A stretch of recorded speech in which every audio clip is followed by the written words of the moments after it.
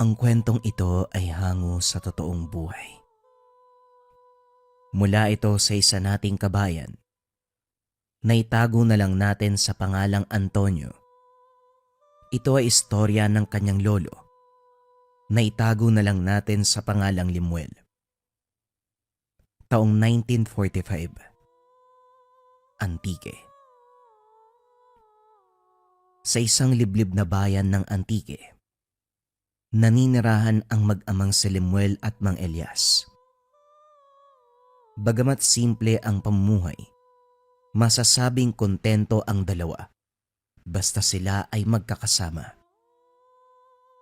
Isang hapon, habang abala sa pag-ayos ng mga panggatong, pumasok muna si Limuel para maghain ng hapunan. "Sigurado ka ba, tay?"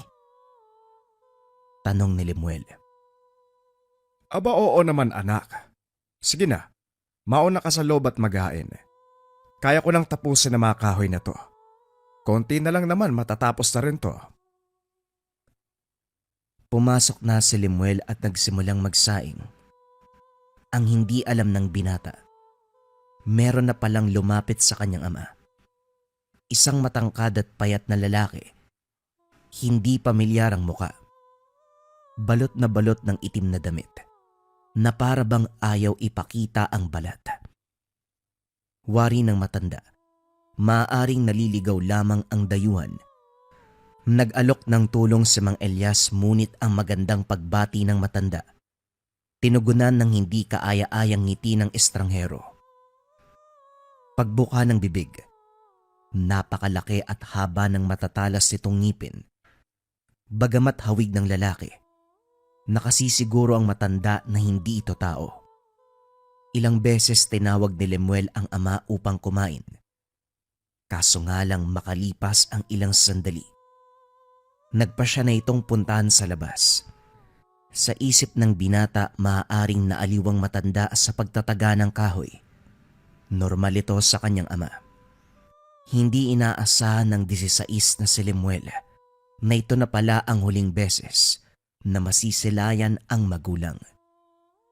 Ang nakakalungkot pa, magiging huling alaala ay ang karumal-dumal na kalagayan ng ama. Nakailang tawag ang binata ngunit walang tumugon sa panawagan. Habang tumatagal, hindi nito maiwasang mag-alala. Napansin ni Limuel na may tumutulong likido mula sa langit. Akala nito na uulan lamang. Kaso nga lang pagtingin sa itaas, parang binagsakan ng langit at lupa. Sa itaas ng puno ng santol, nakasabit ang gutay-gutay na katawan ni Mang Elias. Wala nang lamang loob, walang humpay ang pagpatak ng dugo. Dali-daling umakyat si Limuel upang kuhain ang bangkay. Pagkababa, hindi nito mawari kung ano o bakit ito nangyari. Halo-halo ang emosyon ng binata. Hindi nito alam kung ano ang gagawin. Matapos ilibing ang ama, isang matandang babae ang lumapit at nakiramay sa binata, si Aling Silva. Tinuturing itong baliw sa bayan. Ngunit ganun pa man, nagpapasalamat pa rin si Limuel na kahit papano, merong nakisama sa paglulukusa sa ama. "Iho, hindi yan gawa ng hayop. Aswang yan. At hindi ordinaryong aswang." "Maraming salamat po, Aling Silvia, sa pakikiramay niyo. Pero mawalang galang na ho. Wala po ako sa wisyo para makipagbiruan." "Seryoso ko, iho. Ano ka ba? Anong uri ng hayop ang isasabit sa puno ng santol ang katawan ng kakainin nito?" Dito napaisip si Limuel ng mabuti. Bagamat hindi kumpiyansado, tama ang sinabi ng matanda. Teka, paano niyo po nalaman na nakasabit sa puno si tatay? Lalo na sa puno ng santol." "Halika, sumunod ka sa akin." Sinundan ni Limuel si Aling Silva. Nagtaka ito kung bakit pumunta ang matanda sa bakuran ng tahanan. Lumuhod ang matanda at hinukay ang lupa. "Ano ba naman ho yan? Hindi na ho nakakatuwa ang ginagawa niyo, ha? Bakit yung sinisira yung bakura namin? Magtiwala ka sa akin, iho. Alam ko ang ginagawa ko. Kaya ka nasasabihang baliw kung ano-ano ho yung ginagawa nyo eh. Hindi ako baliw, iho. Hindi lang ako maintindihan ng mga tao. At isa pa, takot lang silang harapin ang katotohanan. Nanlaki ang mga mata ng binata. Paano nalaman ni Aling Silva ang iniisip nito? Napaatras si Limuel at kumuha ng isang malaking bagay. Gawa ito sa kahoy at bakal. Dahan-dahan niya itong binitbit papalapit sa matanda. Itinaas ni Limuel ang sandata. Hinampas niya sa lupa. Gamit ang pala, tinulungan ng binatang magukay si Aling Silva. Nang lumalim ang hukay, dali-daling kinuha ng matanda ang tila malaking bato ng balot ng lupa. Maigi itong pinunasan hanggang sa lumabas ang baul. Ito ang pamana ng lolo mo, si Tandang Simon. Alam ko hindi mo siya kilala, lalo na't maaga siyang sumakabilang buhay bago ka pa magkamuwang. Pero albularyo si Simon, ipinamana niya ito sa ama mo. Kaso nga lang, mukhang hindi niya na ginamit. Wika ni Aling Silva, sabay abot kay Limuel ng hawak. Isang mapanlin lang na halimaw ang gumawa nito sa ama mo. Hindi ako sigurado, pero malakas ang kutob ko na ito rin ang kumuha sa lolo mo. Maaaring gustong ubusin ng aswang ang lahi ninyo, kaya kinuha niya rin ang nanay mo. Ang hindi alam ng aswang, nagkaroon ng anak. Itinago ka ng ama mo upang hindi ka matunton. Kaso lumipas ang maraming taon, natagpuan pa rin kayo. Ano? Ano ho ba yung sinasabi niyo? Kilala mo ang nanay ko. Bakit ngayon ka lang nagpakita sa amin at sandali lang, iho? Huminahon ka muna. Alam kong nabibigla ka sa mga kaganapan, pero kailangan mong maintindihan. Isang magaling na albularyo ang lolo mo. Hindi nito maiiwasang magkaroon ng mga kaaway, lalo na ang mga nilalang na hindi sa mundong ibabaw. Kaya naman na mag-asawa ang tatay mo, kagad inilayo ni Simon si Elias. Pero sa kasamaang palad, nakuha nito ang nanay mo. Mabuti na lang at bago mangyari ang lahat, nailabas ka na. Ginawa ni Simon ang lahat upang maging ligtas kayo ng tatay mo. Kahit na, kapalit pa noon ang buhay niya. Pero mukhang lumakas na ang mga halimaw at natunto na rin kayo. Ang punyal na yan, gawa sa pinagsamang pilak at ngipin ng tikbalang. Sa oras na dumampi sa balat ng nilalang, siguradong mamamatay sila. Bagamat maraming impormasyon ang binigay sa Aling Silva, mas dumami ang katanungan ng binata kaysa sa mga nasagot nito. Habang tinitignan ang hawak na punyal, napansin ni Limuel na merong nakaukit. Huwag kakainin ang sariling balat.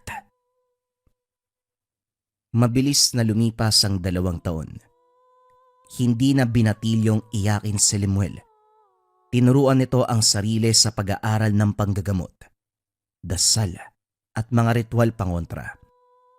Sa tulong ni Aling Silva at aklat na isinulat ng lolo, sa libro ng lolo nakasulat ang mga pangalan, orasyon at kwento ng halimaw na kayang magsuot ng balat ng iba't ibang uri ng tao upang magpanggap at mamuhay kasama ang mga mortal. Ang pangalan ng halimaw ay Mambabalat. Isang uri ng aswang na hindi madaling patayin. Bukod sa mas malakas ang pangangatawan dahil sa kakayahang mag-anyong tao, nagkakaroon ito na mga kasama, mga kaibigan, pamilya o kung paminsan ay kulto. Gayunpaman, mag-isa lamang ang halimaw. Teritoryal ang mga ito at kadalasan hindi magkakasundo kung sakaling makaengkwentro ito ng kapwa mangbabalat. Kaya minabuti ng nilalang na hindi magsama-sama sa iisang lugar. Habang nagbabasa, ngayon lamang napansin ni Limuel na merong pahina sa libro na tila pinilas. Sinubukan niyang hanapin ang pahina sa baul pero hindi nagtagumpay. Habang nagpapahinga, napansin nitong tila umiilaw ang telang pinagbalutan ng punyal. Pagbukas, umiilaw na parang ginto ang kinakalawang na sandata. Sa ilalim ay merong nakatuping papel. Napakaliit ng pagkakatupi nito kaya hindi kagad napansin nung unang buksan. Pagkabuklat, natuklasan na rin sa wakas ang matagal na hinahanap. Doon nakapaloob kung paanong matutukoy na mambabalat ang isang mamamayan. Maiging tinandaan ni Lemuel ang bawat detalye upang matukoy kung sino ang pumatay sa ama. Isang araw pumunta sa bayan si Lemuel. Pinagmasdang mabuti ang bawat nakakasalamuha. Binabantayan ng bawat galaw, titig, at ang pinakaimportante, ang pagkawala ng anino. Nanggagaling ito sa palengke, mga paaralan at parke. Pagdating ng hapon umuwi na ang binata. Ipinagpatuloy ang pagmamasid at paghahanap sa nilalang dahil wala rin naman itong ginagawa sa tahanan. Tanging katahimikan lamang ang sumalubong sa kanya. Ang pagbisita sa bayan ang tanging paraan nito upang makasalamuha sa kapwa. Isang araw, uwi na sana si Lemuel dahil wala itong nakitang kakaiba. Kaso nga lang naagaw ang atensyon nang makarinig ito ng komosyon. Nagkumpulan ang mga tao at napagtanto na merong namimigay ng ayuda at mga sobre. Nalaman ng binata, nangangampanya pala ang dating kapitan ng bayan. Hindi na sana interesado si Lemuel, ngunit nang makita ang tumatakbong kandidato, nanlaki ang mga mata. Hindi sigurado ni Lemuel kung bakit walang nakakapansin ng kakaibang kinikilos ng dating kapitan. Ibang-iba ang galaw at halos hindi pumipikit. Bagamat terik na terik ang araw, mapapansin na wala itong anino. Abala ang mga tao sa pagkuha ng ayuda, mga sobrang may laman na pera. Kaso nga lang kahit ilang beses abutan ng binata, hindi ito interesado sa hinahandog sa kanya. Kahit papano, maayos naman ang pakikitungo ng residente kay Lemuel kahit hindi nila ito kilala. Dahil dito, sinubukang kumuha ng impormasyon ng binata mula sa mga nagdadaldalang mamamayan. Inantay matapos ang pangangampanya. Sinubukang sundan kung saan nauwi ang kapitan. Ngunit nang mapansin ito, dali-daling umuwi si Lemuel upang hindi mahalata. Kinabukasan muling bumalik sa bayan ang binata. Ayon sa mga residente, talamak na ang mga nawawalang mamamayan sa lugar. Wari ng iba na maaaring sindikato na ang may gawa nito. Ngunit sa isip ni Lemuel, hindi tao ang may gawa. Patuloy pa rin sa pangangampanya ang grupo ng dating kapitan. Napansin ni Lemuel na tila napapansin na rin ito ng matanda. Kagad umiwas ng tingin, nagpatuloy sa pagkamay sa mga residente. Naganda ng plano ang binata kung paano matutunton ng lugar. Unti-unti ay nakisali na ito sa mga nagchichismisang mga residente. Isa sa mga kwento nila kung gaano kabait ang dating kapitan. Napakarami na nitong natulungan at naisa na nila itong pasalamatan. Bukod sa suportang ibinibigay nila upang hindi mahalata si Lemuel, gumawa ito ng istorya kung saan ang dating kapitan ang tumulong sa kanya upang maipalibing ang yumaong ama. Kalaunan, naituro kung saan ang bahay ng matanda. At mula doon, inihanda na ni Lemuel ang sarili kung paano lulusubin at papatayin ng nilalang. Tahimik ang paligid. Nagtungo si Lemuel sa tahanan ng dating kapitan. Suot ang kwintas na may langis ng nyog, buntot pagi at hawak din ang punyal ng lolo. Dahan-dahang inaaral ang kapaligiran. Hindi inaasahan ng binata na halos walang tao o gwardya sa lugar. Ang isang maimpluwensyang tao, tulad ng dating kapitan ay dapat napapaligiran ng mga tao. Nagdoble ingat si Lemuel. Malaki ang posibilidad na merong patibong ang aswang. Tahimik na pumasok sa loob ng bahay ang binata. Wala itong kahit anong naingkwentrong kalaban. Ganun pa man, hindi niya binaba ang depensa. Alam kong darating ka, Lemuel. Anak ni Elias, apo ni Simon. Wika ng dating kapitan. Hindi ka man lang naawa sa biktima mo. Pati matanda, ninakaw mo ang pagkatao. Dapat nga magpasalamat ka pa sa akin eh. Miserable ang buhay ng matandang to. Ngunit binigyan ko siya ng panibagong legasiya. Pinabango ang kanyang pangalan. Kagad inilabas ang dalang buntot pagi. Natawa na lamang ang dating kapitan. Unti-unting hinubad ang suot na balat. Lumantad ang tunay na anyo ng isang mangbabalat. Tila pinaghalong lasog na balat ng tao at kaliskis ng ahas. Meron itong mukha ng tao ngunit napakahaba ng ilong at baba. Tila nawawala din ang mga mata. Tanging itim na butas lamang ang nasa pwesto nito. Napakatalas ng tenga, dila at mga daliri. Kakaiba rin ang pagkapayat at taas ng nilalang. Gayunpaman, nanatiling matulin ang mga mata ni Lemuel. Sa pag-angil ng nilalang, doon nagsimula ang sagupan. Napakabilis kumilos ng aswang. Sa umpisa ay purong ilag lang ang ginagawa ng binata. Kahit papano ay tumagal ito, ngunit kalaunan ay nasugatan din. Nagpakawala ng mga dasal at nagsaboy ito ng asin. Biglang lumabas ang malapaniking pakpak ng mambabalat. Kagad siyang lumipad. Napakalakas ng hanging ibinubuga ng nilalang. Sinubukan itong umilag ngunit napakabilis talaga ng halimaw. Bumagsak si Lemuel. Duguan ang pisngi.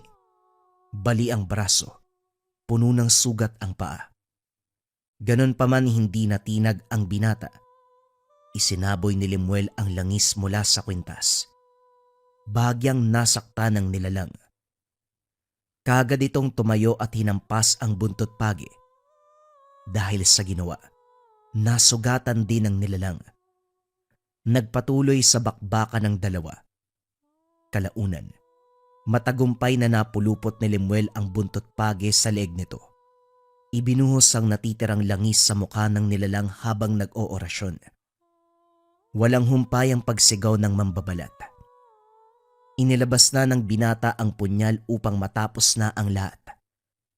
Ngunit nang makarinig ng komosyon, dali-daling isinuot ng nilalang ang balat ng dating kapitan.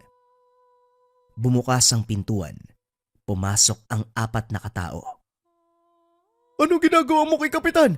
Magnanakaw ka ano? Wika ng isang lalaki. Pinagtulungan nila ang binata. Sinubukan mang magpaliwanag ni Lemuel ngunit hindi nakinig ang mga ito. Dali yan sa presinto. Hindi ka na naawa, napakatanda ng Kapitan. Kung pagnanakaw lang ang pakay mo, sana kinuha mo na lang ang mga gamit. Sana hindi mo nagginulpi yung matanda. Sinuri ng iba ang gamit na dala ng binata. Pinaliwanag nito na hindi tao ang kapitan. Kaso nga lang pinagtawanan siya ng kalalakihan. Huwag niyong ipakulong ang binata. Walang problema dyan. Grabe naman. Alam namin na maawain ka, Kap, pero halos patayin ka na nito. Tapos gusto mo pang palayain? At sino nagsabing papalayain ko yan? Kung hindi kayo dumating, edi sana wala na ako. Eh, anong gagawin natin sa kanya? Ligpitin. Total buhay ang gusto niyang kunin. Buhay din ang kukunin natin sa kanya. Nagtinginan ang mga kalalakihan. Ngayon lamang nila nakita o narinig na naging ganito ang dating kapitan. Hindi po ba sapat na ipakulong na lang natin yung batang tukap? Mali nga ang ginawa niya pero Hindi po tayo mamamatay tao. Lalo na nangangampanya kayo. Anong sasabihin ng mga tao kapag nalaman nila? Tayo-tayo lang din ang makakalam. At sigurado kung walang maghahanap dyan. Wala namang pamilyang batang yan eh. Ano pang inaantay nyo? Tandaan nyo pumunta siya dito para patayin ako. Gusto nyo bang makalaya lamang ang kriminal na katulad niya? Paano kung pamilya nyo ang isunod niya? Inilabas ng grupo ang binata at binugbog. Tanging ang buwan lamang ang nagbibigay ilaw sa kadiliman ng bakuran. Gayunpaman, sapat naman ito upang makita ang mga sumunod na kaganapan. Inihanda ng grupo ang sandata upang tuluyang paslangin ang binata. Nakalohod si Lemuel habang napapalibutan. Nakatali ang mga kamay at sa huling pagkakataon tinignan nito ang nilalang. Ngiting tagumpay ang nakamarka sa mukha nito. Hinawakan ng kapitan ang mukha ni Lemuel. Sa'yo matatapos ang legasiya ng pamilya nyo. Nang dahil sa akin, hindi na matatakot at magtatago pa mga kauri ko. Bagamat duguan at halos mabulag na ang kaliwang mata, nagawa pang duraan ni Lemuel ang matanda.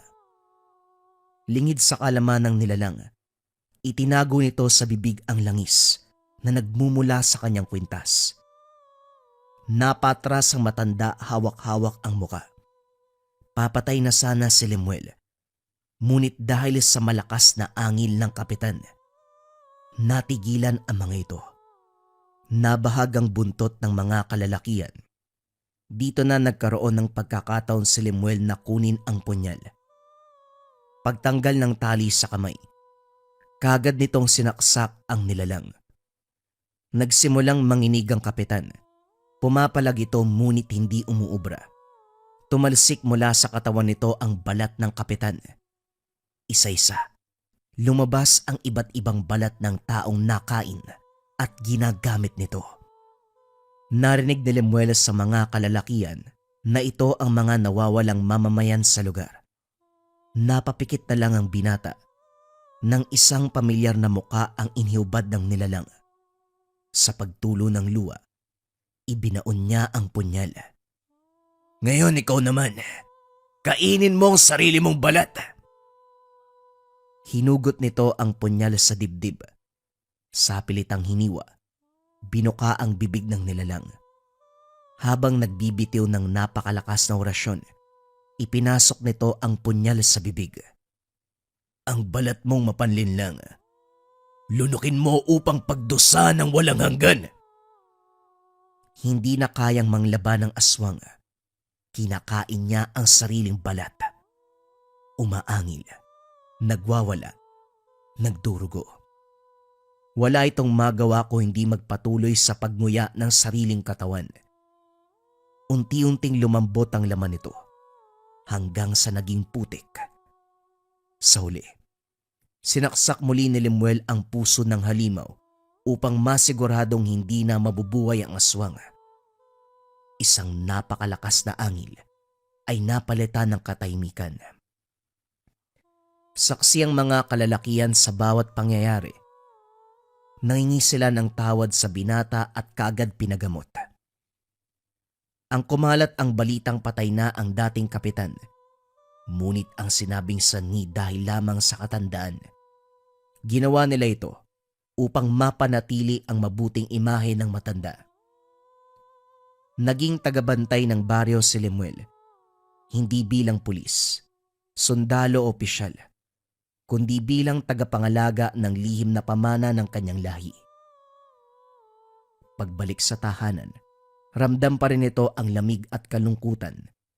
Pumunta ito sa bakuran upang ilibing muli ang punyal. Sa muling pagbalik ng dilim, may anak ng liwanag ang muling tatayo. Bagamat nakapaghiganti sa wakas ang binata, hindi pa rin ito naging masaya. Dahil kahit namatay man ang halimaw, hindi na maibabalik ang ama. Habang naglalakad pa uwi, nakita nito ang ilan sa kabataang masayang naglalaro habang binabantayan ng magulang. Napangiti na lang si Lemuel. Hindi man maibabalik ang kanyang magulang.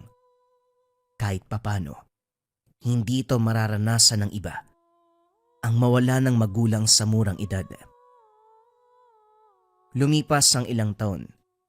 Bagamat paminsan-minsan ay binibisita na Aling Silva, kalaunan namatay din ng matanda.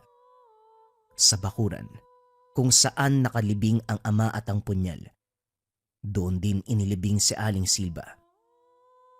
Dahil mag-isa lamang sa buhay at lahat ng kinikilalang pamilya ay wala na, hindi mapigilang makaramdam ng matinding depresyon ang ngayoy 30 anyos na binata. Bagamat nagpapasalamat ito na wala nang nauulat na nawawala o namamatay sa bayan, hindi nito mapigilang makaramdam na parang wala na siyang dahilan para mabuhay pa. Isang hapon, habang naghahanda ng panggatong, nakaramdam ng kaluskos sa kapaligiran ng binata. Kaagad siyang naging alerto. Bagamat matagal nang nangyari, nanatili sa alaala nito ang naganap sama. Dali-dali nitong kinuha ang kwintas at itak upang harapin ang pinagmula ng ingay. Ngunit laking gulat ng isang babae ang lumabas sa kadiliman. Duguan, nanghihingi ng saklolo. Hindi binitawan ng binata ang sandatang dala. Tinignan niyang mabuti ang babae dahil maaaring patibong lamang ito. Nadapa na lamang ito sa kakatakbo. Bagamat duguan, napansin ni Lemuel na wala itong sugat. Kaagad sinabuyan ng langis ang babae. Tinaga ng umangil ito. Papasok na sana ito ng tahanan ngunit nakarinig na naman ng ingay sa paligid. Isang babae ang galit na galit dahil hindi makita ang hinahanap. "Huwag kang lalapit. Isang hakbang pa. Makakatikim ka." "Wala akong masamang balak, ano? Hinahanap ko lang yung babaeng sugatan. Kung nakita mo siya, huwag kang magpapaniwala sa mga iyak o pagmamakaawa nun. Hindi yun tao." Wika ng babae habang nakataas ang mga kamay. Hudyat na hindi nito balak kalabanin ang binata. "Ito ba ang hinahanap mo?" Tumango ang babae at aalis na sana dahil patay na ang hinahanap. Ngunit natigilan ang dalawa. Parang narinig ng mga kasama niya yung sigaw niya. Doon palang napansin ng binata na may dalang bolo ang dalaga. Merong nakaukit sa metal. Sa bahagi nito ngunit hindi niya mabasa. Napansin din niya na may suot itong kwintas. At ayon sa postura, mukhang sanay makipaglaban ng babae. Unti-unting lumitaw ang pares ng mapulang mata mula sa dilim. Kaagad umatake ang mga nilalang. Humanga si Lemuel sa kakayahan ng dalaga. Tila sumasayaw lamang ito sa bilis at pulido ng bawat galaw. Tuloy-tuloy kada hampas. Ilag at talon ang ginagawa ng babae. Nang mapatay nito ang tatlong lumabas, kaagad humarap ang nagpakilalang si Gina kay Lemuel upang kausapin sana ito. Ngunit hindi pa nakakalapit. Kaagad itong sinunggaban ng isa pang aswang na nagtatago sa itaas ng puno. Kaagad binato ng binata ang itak na dala. Natamaan ang nilalang. Nakataka si Gina. Kinuha nito ang buntot page at pinagtulungan ng dalawang aswang. Hindi katulad ng naunang tatlo. Mas malakas. Mabilis makaiwas ang kalaban nila ngayon.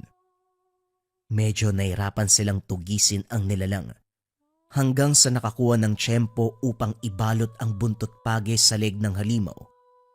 Kaagad pinugutan ni Gina ng ulo, sabay saksak sa puso.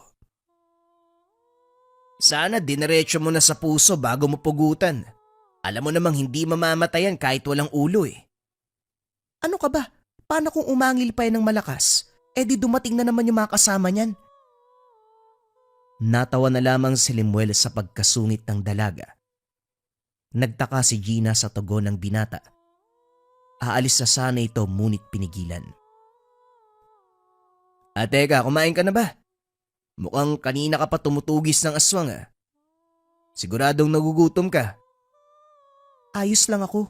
May nag-aantay din sa... O siya, sige, baunin mo na lang yung pagkain para makalis ka na. Huwag mo sanang bigyan ng mali siya ang pag-alok ko ha. Gusto ko lang magpasalamat. Kasi, pwede mo naman akong iwan kanina pero nakipaglaban ka pa rin. Matapos ng gabing iyon, hindi na muli pang nakita ng binata si Gina, pero nagbigay ito sa kanya ng inspirasyon na hindi lang siya ang taong namumuhay na merong kakaibang kakayahan. May mga taong nilalaan ang kanilang buhay upang protektahan ang mga nangangailangan. Magmula ng araw na yon, buong pusong tinanggap ni Lemuel ang kanyang tungkulin. Gamitin ang punyal ng kanyang lolo upang tugisin ang lahat ng nasa kaliwa, mapaaswang man o tao. Ang susunod na mga kwento mga kabayan ay para sa ating weekend marathon. Huwag na nating patagalin pa. Simulan na ang storya. Ang kwentong ito ay hango sa totoong buhay. Mula ito sa isa nating kabayan na itago na lang natin sa pangalang Mon. Taong 1979, probinsya ng Sulu. Oh, may problema ba, Mon? Kanina ka pa nakatitig sa bangka ni Dato Imbok. Anong meron? Tanong ni Mang Lino sa nakababatang kapatid na si Mon. Kakadaon lang nila mula sa pagpapalaot. Kaunti lang ang nahuli dahil masama ang lagay ng panahon. Nagustuhan ko po yung layag ng bangka. Ang kulay po kasi. Sino nagmamay-ari niyang kuya? Dato ba? Tanong ni Mon. Dato Imbok. Siya ang pinakamatandang katutubong tausog dito sa lugar. Namumuno ng pangkat noong araw. Ganyan talaga ang bangka nila. Makukulay ang layag. Sa katunayan, marami sila noon Ewan ko kung anong nangyari. Siya na lang ang natira. Ang sabi, lumipat daw sa ibang lugar at doon nanirahan. Ang pamilya ni Dato Imbok ang naiwan. Subalit pagkatapos ng isang malagim na trahedya, ayan, mag-isa na lang. Nakakatuwa nga noon kasi tuwing may okasyon ng kanilang pangkat, naiimbitahan ng ilan sa amin. Ang saya ng pagdiriwang nila. Kahit yung ibang proseso hindi ko naiintindihan. Muling wika ni Mang Lino. Siya po ba yung lalaki na hindi nagsasalita nung nakaraan? Yung nakasalubong natin? Oo, yun nga. Ang totoo niyan, hindi naman siya pipi. Magaling magsalita noong araw. Siya nga ang tagapagsalita kapag may okasyon sa kanila. Ngayon lang naging tahimik pagkatapos ng trahedyang sinapit ng pamilya. Medyo nawawala sa tamang wisyo. Nagsasalita mag-isa. Sinasamantala naman ng mga tao. Naging pulutan sa tsismisan. Minsan, pinagkakaisahan ng kapwa mandaragat. Ninanakawan ng huli. Tinitingala siya ng buong pangkat dati. Pero ngayon, pinagtatawanan. Marami nagsasabi tungkol sa matanda, mga kwentong paninira. Isa na rito ang pinapakalat na aswang daw siya. Sala rin sa mga kasamaang nangyayari sa mga tao. Ewan ko lang, wala namang matibay na pruweba. Hindi maiwasang makaramdam ng awa ni Mon sa sitwasyon ng Dato. Naalala niya ang sinapit ng ina noong araw. Isang alkalde ng bayan pero pagkatapos masangkot sa isang pangyayari, nasiraan ng bait. Pinagtatawanan na lamang. Matapos ang maiksing pag-uusap, binaybay na nila ang daan pauwi. Pagdating ng tahanan, naabutan ang kapitbahay na nagkakagulo. Unang narinig ang salitang aswang. Dali-daling nakiusyoso si Mang Lino upang malaman ang mga kaganapan. Mabuti na lang talaga gising pa si Tasyo dahil kung hindi, malamang hindi nasisikatan ng araw ang sakiting ina. Grabe yung mga aswang. Sakitin na nga tapos bibiktimahin pa. Wika ng kapitbahay, si Aling Roda. May ganong aswang kasi. Yung mga may sakit ang binibiktima. Ngayong nakabot na dito sa atin ang ganyang klase ng halimaw, mukhang kailangan ko nang ilipat sa ibang lugar si tatay.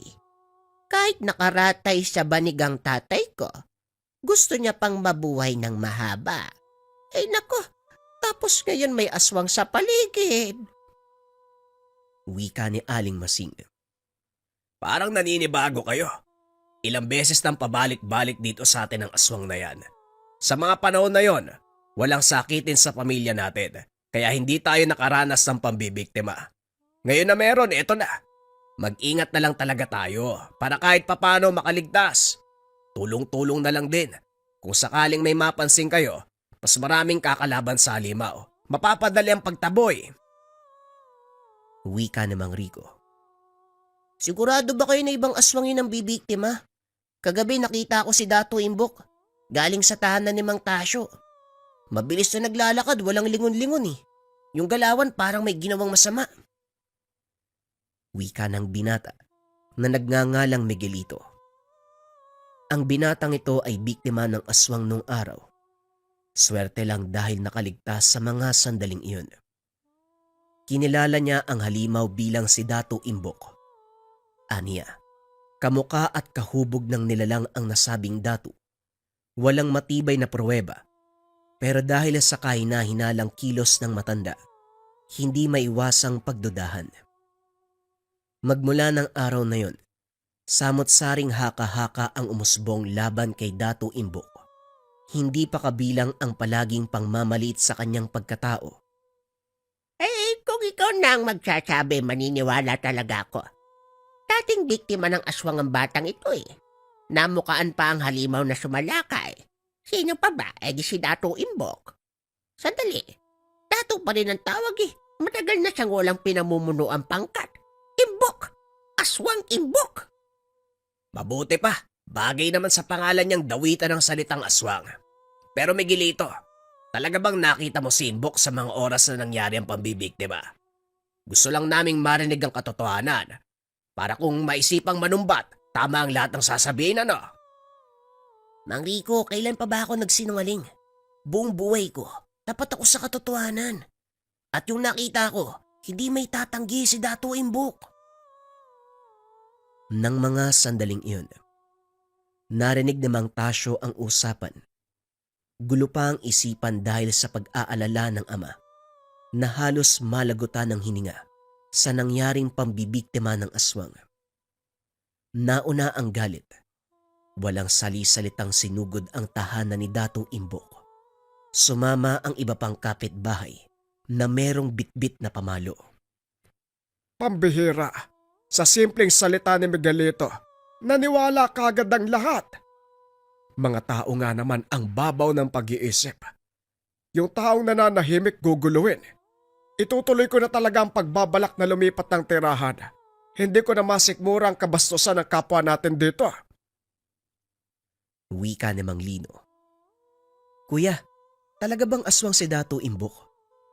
Ilang beses ko lang siyang nakita pero parang hindi naman aswang eh. Wala lang sa wisyo. Pero yung pagbintang ng aswang, malabo. Yung mga kapitbahay kasi natin dito masyadong naniniwala. Madaling paikutin sa salita. Tignan mo, sinabi lang ni Miguelito na aswang si Dato Imbok. Sumugod naman ang lahat. Ang sarap iuntog isa-isa para matauhan eh. Wika ni Mang Lino. Napapailing na lamang. Ikaw ba kuya? Minsan mo na bang naisip na ipaglaban ng dato?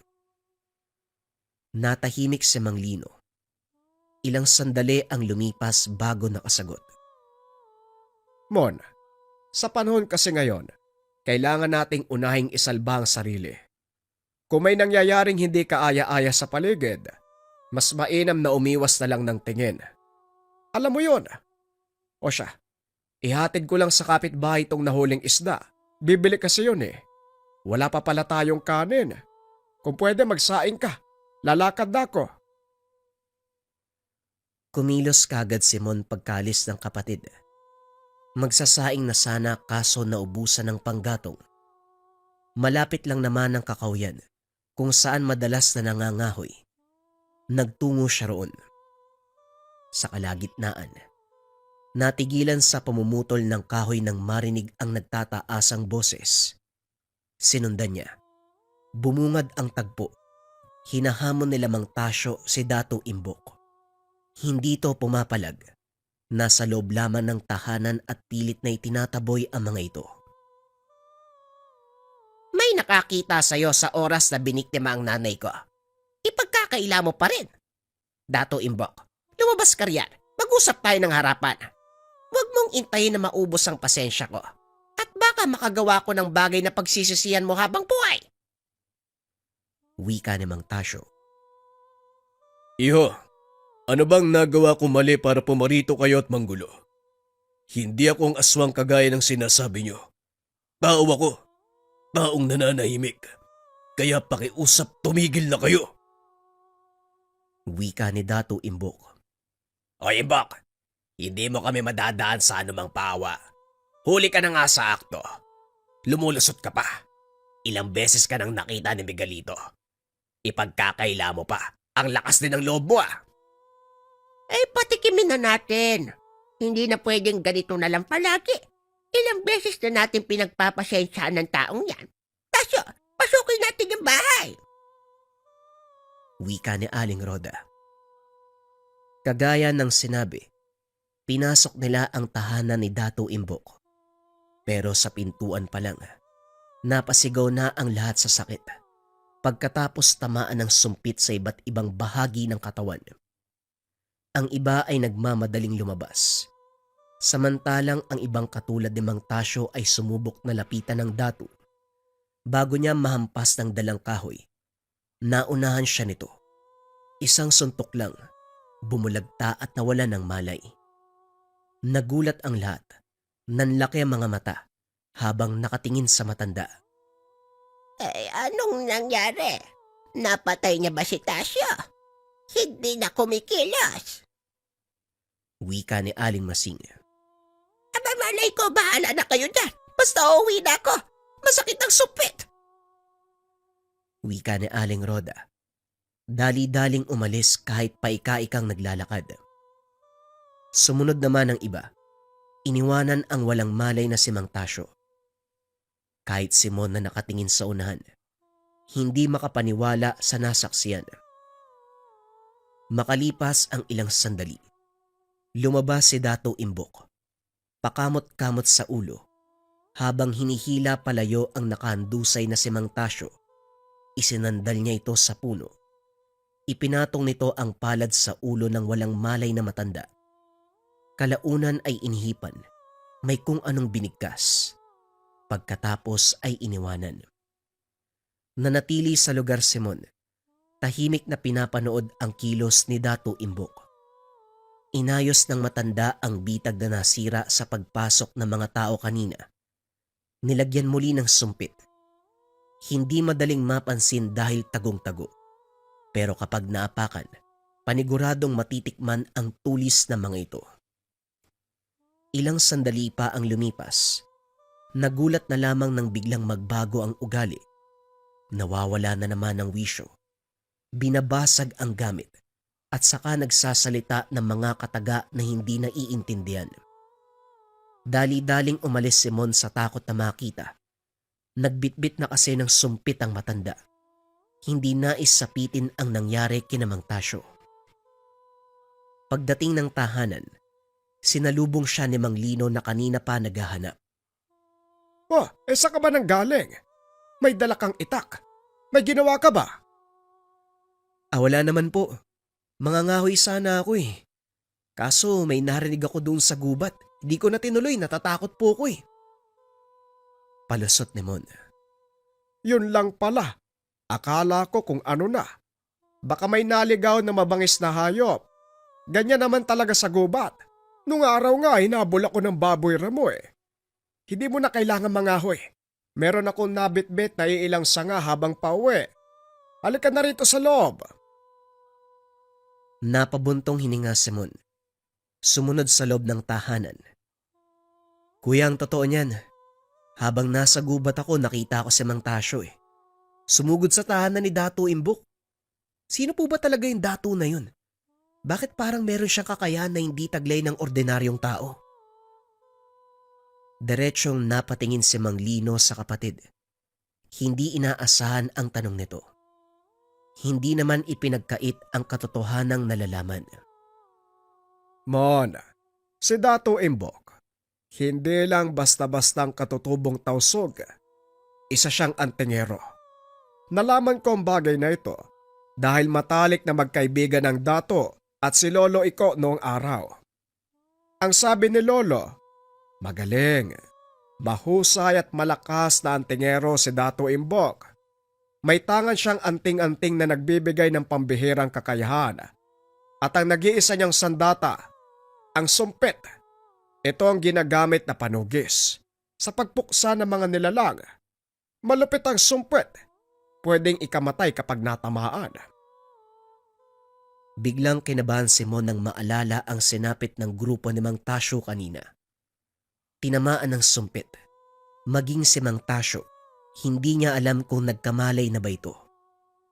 Kuya, tinamaan ng sumpit si Mang Tasyo eh. Mamamatay po ba sila? Ay hindi naman siguro. Patikim lang yon. Hindi kailanman gagamit ng nakakamatay na sumpit si Dato Imbok sa ordinaryong tao, kahit pa minamaltrato siya. Ganyan kabuti ang Dato, kaso sinasamantala ng mga walang yang tao. Wag mo na sana silang isipin, mababaliw ka kapag ganyan eh. Mahirap intindi ng mga ugali. Wika ni Mang Lino. Tumango si Mon. Pagkuway inalis sa isip ang kaganapan, inatupag ang mahalagang gawain. Lumipas ang ilang araw. Hindi matahimik ang mga tao sa muling pagsalakay ng mga nilalang. Marami sa mga alagang hayop ang nadali. Karamihan ay baka at kalabaw. Isa sa nagmamay-ari ay si Mang Rico. Pero ang mas malagim ang sinapit ng ina ni Mang Tasyo. Nasawi sa puntong iyon. Sabi naman kasi sa inyo eh, tuluyan na ninyo si Dato Imbok. Hinayaan yung maisahan tayo kaya ganito ang nangyari. Binalikan tayo. Mas matindi ang ginanti oh. Hindi lang mga alaga ang namatay. Maging ang nanay ni Mang Tasyo. Kung noong araw, nagawa nating patahimikin ng matandang yun, hindi sana abot sa ganito. Kasalanan nyo yan eh. Natamaan lang ng sumpit, nagtakbuhan pa kayo. Hoy Miguelito, kung makapagsalita ka parang hindi masakit ang sumpit ah. Palibasa puro ka dada. Hindi naman tumutulong. Baka nga hindi naman totoong aswang si Dato Imbok. Ikaw lang tong gumagawa ng kwento. Nagulat ang lahat nang marinig ang sinabi nito. Alam nila ang ugali ng binata. Kung ano-ano ang salitang pinaparatang sa taong hindi nagugustuhan. Ito rin ang nangunguna sa panghuhusga kay Dato Imbok. Rico, nalunok mo yata ang tsumpit. Bakit parang ipinagtatanggol mo si Imbok? May lasod ba yung tumama sa'yo para magkaganyan ka? Wika ni Aling Roda. Naisip ko lang kasi itong si Miguelito. Hatid ng kung ano-anong salita laban kay Dato Imbok. Tapos kapag nagalit tayo sa matanda, may gagawing hakbang, nawawala na lang bigla. Para bang ginagamit lang tayo para sa pansariling hangarin. Umamin ka ng bata ka. O bakit naman ganyan? Parang ako yung pinagdududahan nyo ah. Kayo na nga tong binibigyan ng impormasyon, tapos babaliktarin nyo pa ako. Tama na. Nasa lamay tayo ngayon ni nanay. Respeto naman. Malalaman din natin kung ano ang katotohanan. Kung aswang nga ba talaga si Dato Imbok, hindi ko siya mapapatawad. Ako pa mismo ang papatay kapag napatunayan. At kung sakaling tama si Mang Rico ng hinala sa Miguelitong yan, ako rin mismo ang puputol lang dila mo, tandaan mo yan. Natahimik ang lahat. Wala ni isang nagsalita. Kilala si Mang Tasyo bilang mangangatay sa lugar. Mahusay humawak ng anumang patalim. Minsan ang may taong tinaga. Sa kabilang banda, nakikinig lang sila Mang Lino at Mon sa usapang nagaganap. Nang matapos ay umuwi na rin. Ito na ang punto na malalagot si Miguelito. Sana naman magkatotoo para maturuan ng leksyon ng binatang yan. Wala akong tiwala dyan eh. Kung si Dato Imbok naman ang pag-uusapan, hindi ako mag-aalala. Antingero ang tao. Kalaban niya ang aswag kaya imposible ang sinasabi nila. Tapat yon sa tungkulin, kahit minsan nawawala sa sarili. Makaraan ang ilang linggo. Lumala ang sitwasyon ni Dato Imbok. Madalas na itong nakikita kung saan-saan. Natutulog sa damuhan. Naging madungis. Nangayayat. Basta-basta na lamang nagsasalita ng mga bagay na ikakatakot na makakarinig. May aswang na darating sa lugar. Sakitin ang bibiktimahin. Kung may kasama kayong sakitin sa tahanan, maganda kayo. Darating ang aswang. Darating ang aswang. Wika ni Dato Imbok habang sinasaksak ng sumpit ang puno ng saging. Marami pa itong sinabi pero hindi maintindihan dahil nag-iiba ng lingwahe. Ay nako, tuluyan na ngang nabaliw ang kawawang Dato. Sayang, ang bait pa naman na tao niyan eh. Sino na lang ang magpoprotekta sa mga tao laban sa aswang kung ganyan ang kalagayan niya? Ay nako naman. Napabuntong hininga si Mang Lino. Umiiling habang nakatingin sa Dato. Nangihinayang sa kakayahan nito bilang antingero. Kuya, parang mangyayari pa naman sigurong bagay na yan. Malay natin, babalik siya sa wisyo kapag may napansing aswang sa paligid. Ilang beses nang may nanggugulo sa lugar eh. Pero sinong lumalaban sa mga yan? Sabi nga ng mga tambay, may nakita sila nakikipaglaban sa nilalang eh. Hindi lang namukaan dahil madilim. Baka si Dato Imbok yun. Wika ni Mon. Baka nga. Kung tama ka ng hinala, hindi pala pinabayaan ng Diyos ang lugar natin laban sa mga nilalang kahit papano. Pagsapit ng gabi, naganda ang magkapatid para sa pagpapalaot. Pagdating ng baybayin, dumiretso sila sa bangka. Nagsimulang magsagwan. Hindi pa nakakalayo nang mapansin ang papalapit na bangka. May sakay itong lalaki. Tinawag ni Mang Lino para batiin sa pag-aakalang kakilala, pero hindi sila pinansin. Kuya, bakit parang nangangamoy ang taong yun? Wala namang sakay na isda, pero ang lansa. Alam ko nandito tayo sa karagatan pero kakaiba talaga eh. Kinikilabutan nga ako eh. Nilingon nila ang lalaki. Nang mapansing nagmamadali itong naglakad habang palingon-lingon, dali-daling bumalik ng baybayin ang magkapatid para alamin ang kilos nito. Bigla silang naginala sa galawan kung kaya't sinundan. Dire-diretso ang lakad ng lalaki na parabang kabisado ang daan. Nang makarating sa mga bahay, nagtago ito sa kakawyan. Mon, mukhang hindi maganda ang kutob ko sa lalaking yon. Parang hindi normal eh. Maging alisto ka. Kung may mangyayaring masama, tatakbo tayo. Pinagmasdan nilang mabuti ang lalaki. Wala pa namang ginawang hakbang. Nakatitig lamang sa bahay. Pagkalipas ng ilang sandali, napakusot na mga mata sila Mang Lino at Mon nang biglang nag-iba ang hubog nito. Mula sa pagiging tao, naging isang halimaw. Dali-daling gumapang patungo sa silong ng tahanan. Nagkatinginan na lamang ang magkapatid habang pinakikiramdaman ang matinding kilabot. Aswang po yun, hindi po ba? Tatakbo ba tayo, kuya? Teka, sandali. Si Dato Imbok yun ah. Tama ang hinala mo, Mon. Bumabalik sa wisyo matanda kapag may aswang sa paligid. Obserbahan muna natin.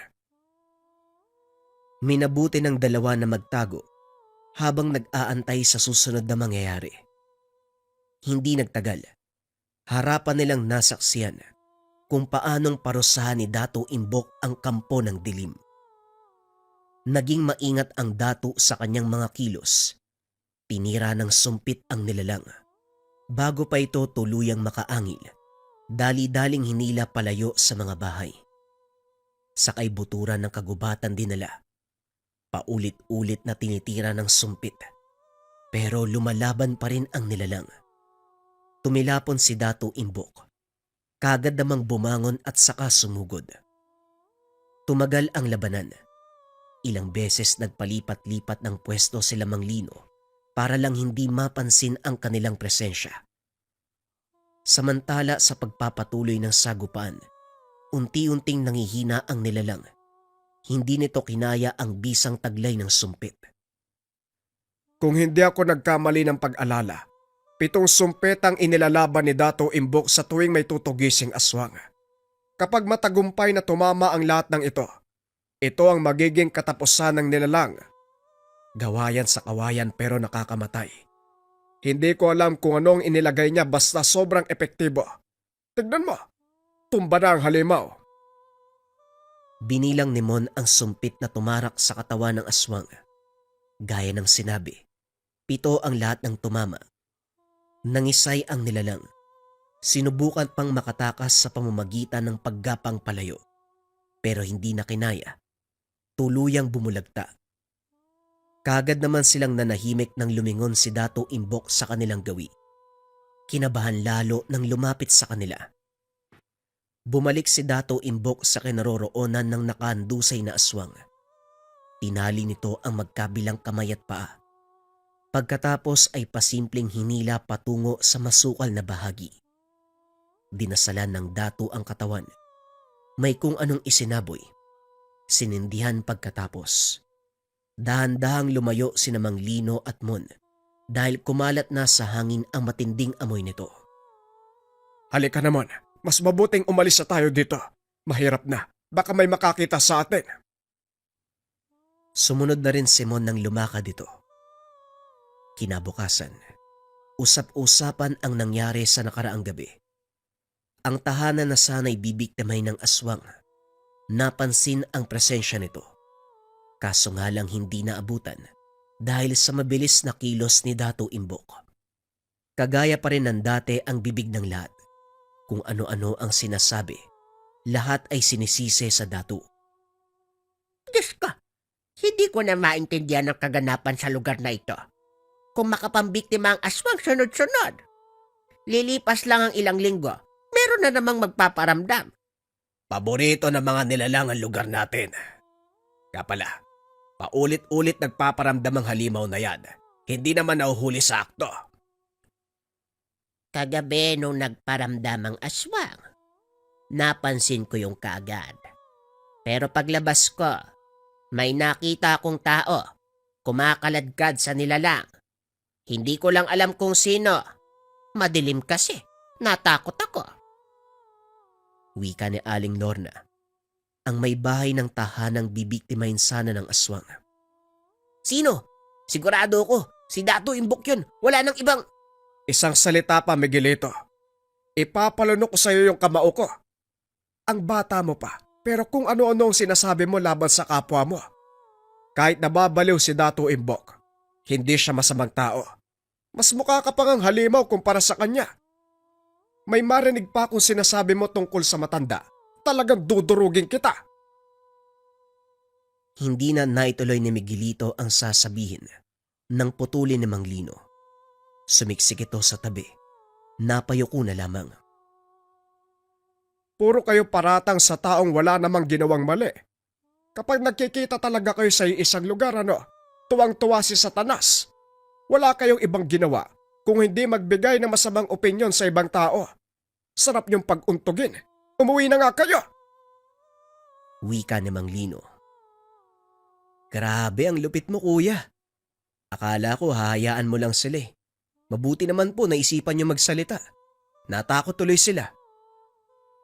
Gaya ng sinabi mo, hindi na pwedeng manahimik kung alam mong walang ginagawang masama ang tao. Noon ko pa gustong sitahin eh. Kaso naalala kong ginawa nila sa dati kong kaibigan. Pinagsabihan lang naman sila kaso nauwi sa rambulan. Napatay ang kaibigan ko. Ayokong sapitin yon, pero sumusobra na sila. Nga pala, pupuntahan ko lang si Dato Imbok. Nakabili ako ng lambanog eh. Paborito niya ang inumin na yan eh. Bakit? Magkaibigan ba kayo para bigyan mo siya ng ganyan? Hindi naman dahil sa pagkakaibigan.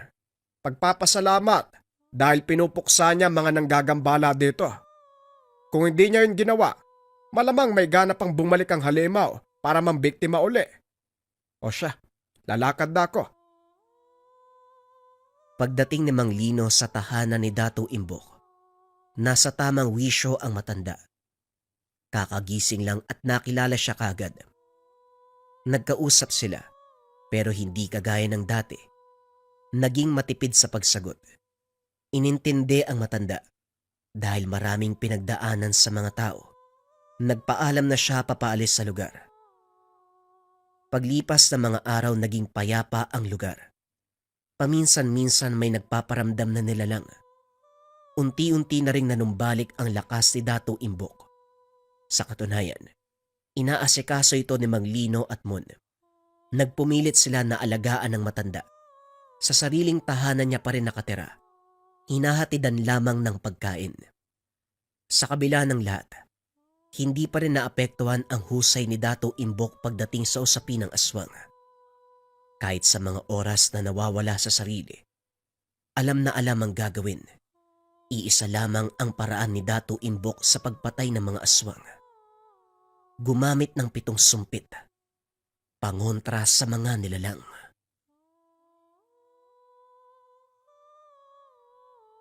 Ang kwentong ito ay hango sa totoong buhay. Mula ito sa isa nating kabayan, na itago na lang natin sa pangalang Limuel. Ang kwentong kanyang ibinahagi, karanasan ng kanyang kaibigan na si Tatay Angan. Magmula nang umalis ang kanyang anak na si Samuel, patungo ibang bansa upang magtrabaho bilang OFW. Sinimulan niya ang paglilingkod sa lihim na karunungan, kung saan layong mapuksa ang iba't ibang kampon ng kapangyarihang itim, lalong-lalo na ang lahi ng mga aswang na lumaganap kamakailan lang. Sa kasagsagan ng panunugis ni Tatay Angan, hindi niya inasahan na uuwi ng bansa si Samuel. Pag-uwi ng anak, dito na nagsimula ang mga balakid sa kanyang tungkulin. Subalit hindi siya nagpatinag dahil sa mga binitawang salita sa gabay ng kidlat. Hindi niya kailanman tatalikuran ang tungkulin sa kahit anong rason. Araw ng Sabado, nang makauwi si Samuel galing sa bansang Saudi Arabia, marami siyang dalang pasalubong para kay Tatay Angan. Habang nakasakay ng tricycle, hindi niya mapawi ang ngiti sa mga labi. Ilang taon siyang hindi nakauwi, nasasabik nang makita ang natatanging pamilya, ang kanyang ama. Iyo, sa Santa Rosario ang tungo mo, ana. Oo, dun nga ho.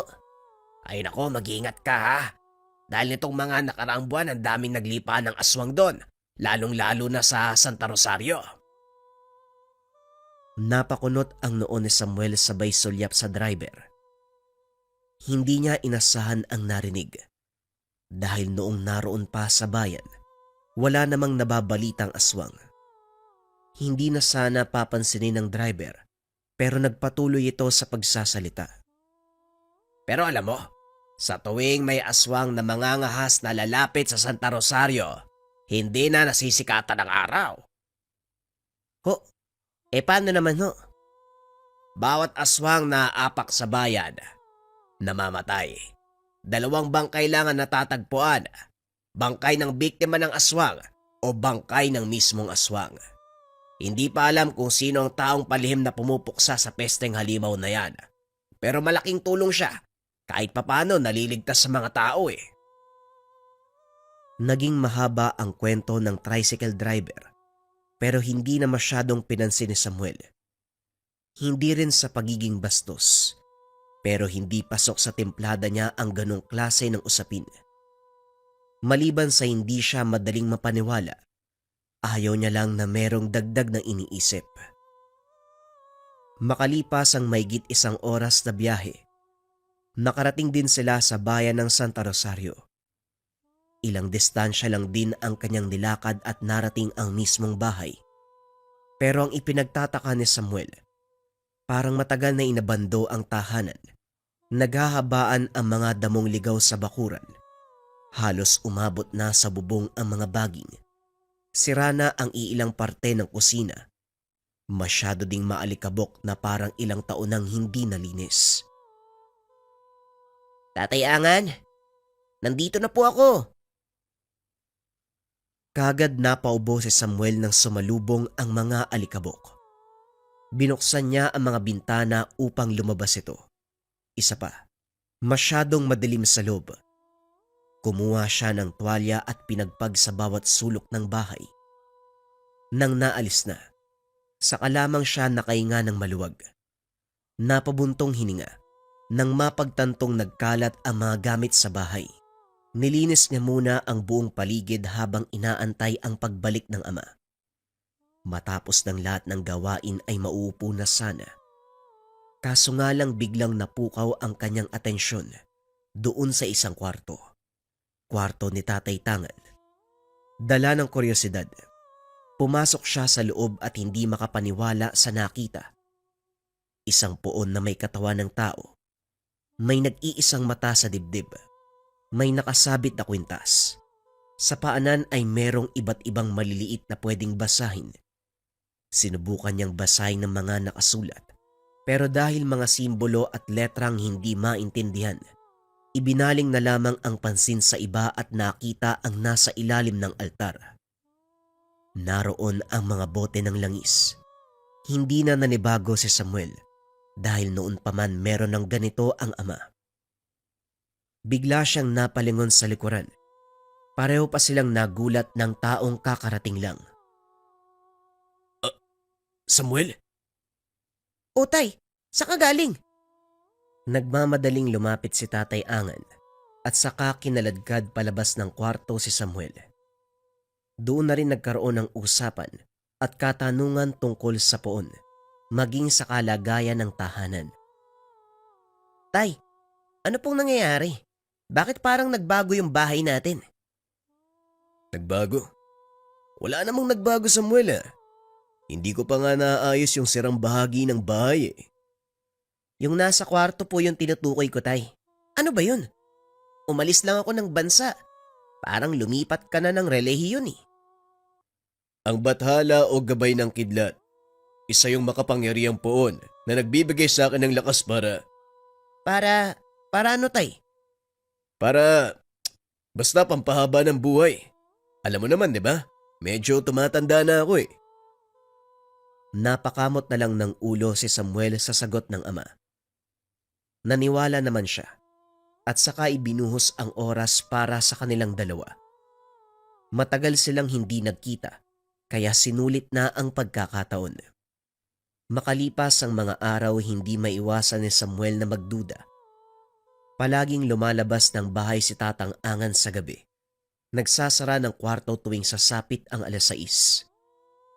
Kapag naman nagtatanong siya kung ano-ano ang dinadaylan nito, sa uli, napilitan siyang manmana ng ama. Pasado 9:00 ng gabi nang lumabas si Tatay Angan. Bago ito lumabas, sinilip muna si Samuel sa kabilang kwarto. Nang makitang tulog, nagmamadali na siyang umalis. Bitbit niya ang proteksyon at gabay ng kidlat. Suot na rin niya ang kwintas na agimat nito. Nakapagkarga na ng orasyon, sinusundan niya ang daanan kung saan siya dinadala ng tangan. Habang papalapit, nararamdaman niya ang presensya ng aswang. Hindi nga siya nagkamali dahil pagdating sa kabilang sityo, bumungad kagad ang isang nilalang, marahang gumagapang sa dingding ng tahanan. Upang maagaw ang pansin ng nilalang, kumuha ng bato si Tatay Angan, binuhusan ng langis at kinargahan ng orasyon. Ibinala sa dalang tirador at saka inasinta ang ulo ng aswang. Tumama ito at nabaling ang pansin kay Tatay Angan. Dali-daling umalis ang nilalang. Sinundan siya ni Tatay Angan hanggang sa makarating sila sa malawak na kapatagan. Hindi na nag-antay pa na makatakas ang aswang. Kumilos na si Tatay Angan. Kagad siyang bumunot ng itak. Sa unang atake, natigilan siya dahil ang aswang mismo ang kusang umatras. Matapos makita ang kanyang tangan na nasa dibdib. Biglang nanginig ang nilalang, sabay karipas ng takbo palayo. Normal na para kay Tatay Angan ang ganitong gawain ng mga nilalang, lalong-lalo na pag nararamdaman na ang kanyang tangan. Sinundan niya ang aswang. Nang maabutan ay hindi na binigyan ng pagkakataon upang makatakas. Bumulagta sa lupa ang bangkay. Nagmamadali ding umalis si Tatay Angan bago pa may makakita. Kaso nga lang, mula sa hindi kalayuan ay merong nakasaksi ng ginawa niya. Dali-daling lumapit ang mga tao nang wala na si Tatay Angan. Lumapit sa bangkay ng aswang at hindi makapaniwala. Nanginginig pa ito ng sundan ng tingin ang direksyon ni Tatay Angan. Pagdating sa bahay ng matanda, dumiretso siya sa kwarto ni Samuel. Nagkunwaring natutulog pa rin ang binata. Dito na dumiretso si Tatay Angan sa kanyang kwarto. Ilang sandali ang lumipas. Si Samuel naman ang bumangon upang silipin ng ama. Natutulog na ito at mahahalata ang pagod sa muka. Dumiretso siya sa kusina. Napapaisip sa kilos ng ama. Hindi nagtagal. Napatingin siya sa bintana nang may kumalabog sa labas. Sunod-sunod ang ingay. Kaya naman napasilip na si Samuel mula sa babuyan ng kapitbahay. Hindi siya makapaniwala sa nasaksiyan. Isang uri ng anino ang sumunggab doon sa baboy. Hindi na nakagawa ng ingay ang hayop. Dali-dali itong nadakma. Magtatago na sana si Samuel sa takot na baka makita siya ng anino. Kaso nga lang laking gulat niya. Lumabas ng tahanan si Tatay Angan. May dalang itak. Walang pagdadalawang isip na nagtungo sa babuyan. Sinundan niya ang tatay sa labis na pag-aalala. Kitang-kita ni Samuel kung paanong pinagtataga ni Tatay Angan ang isang uri ng nilalang. Sinasabi ko na nga ba eh. Kaya pala, hindi na maganda yung pakiramdam ko sa loob. Pati yung alaga ko, pinuputerya. Huli na nang mapansin ng kapitbahay na inaswang ang mga alagang baboy. Napatay na ni Tatay Angan ang nilalang bago pa ito dumating. Kagad siyang nagpasalamat. Nabigyan kagad ng aksyon ng problema. Laking gulat ni Tatay Angan nang makita si Samuel sa lugar. Kagad niyang itinago sa damit ang kwintas. O anak, ano ginagawa mo dito sa labas? Di ba dapat natutulog ka na?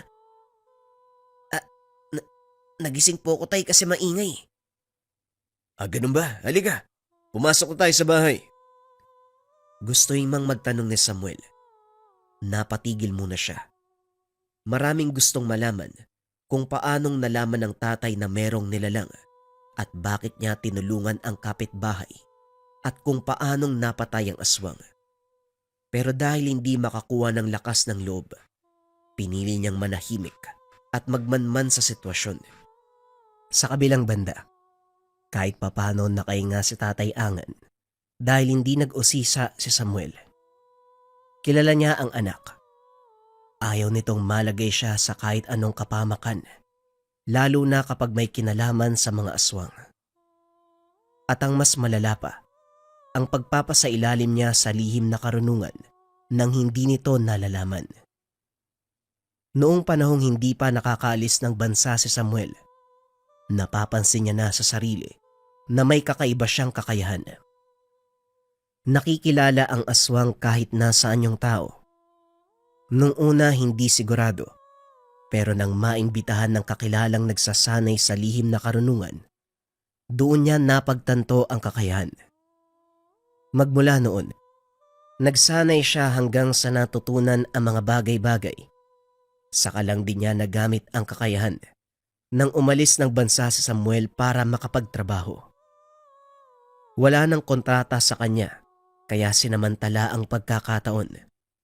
Pero ngayong nakabalik na ang anak, nagsimula na siyang kabahan. Malaki ang tsansa na lumayo ang kalooban ng anak kapag nalaman ang katotohanan.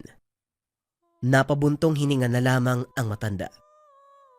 Pagsapit ng panibagong araw, napansin ni Tatay Angan na lumalayo si Samuel sa kanya. Ayaw mang aminin sa salita, pero palihim siyang nasasaktan sa ipinapakitang kilos nito. Nang magsalo sila sa hapunan, hindi na nakapagpigil si Tatay Angan. Kinausap niya ang anak. Anak, napapansin ko, Dumidistansya ka sa akin ah. Bakit? May nagawa ba ako mali? Wala naman po, tay. Sigurado ka ba? Baka mamaya... Hindi na nagawang tapusin ni Tatay Angan ang salita nang uminit ang agimat. Damang-dama ng kanyang dibdib ang pag-init nito. Napaiwas na rin siya ng tingin kay Samuel. Nagdadalawang isip kung aalis ba o hindi. Nasa harapan niya ang anak. Kung aalis siya ngayon, mas lalong magdududa ito sa kanya. Kaso nga lang, hindi niya kayang tanggihan ang tawag ng tungkulin. Sandali lang anak ha. May nakalimutan ako eh. Kumain ka lang muna dyan. Babalik ako mamaya. Hindi na inantay na sumagot si Samuel. Nagmamadali siyang lumabas. Binaybay ang daan patungo sa direksyon na itinuturo ng agimat. Dinala siya nito sa isang abandonadong sementeryo kung saan natagpuan ang grupo ng kababaihan at kalalakihang nag-iinuman.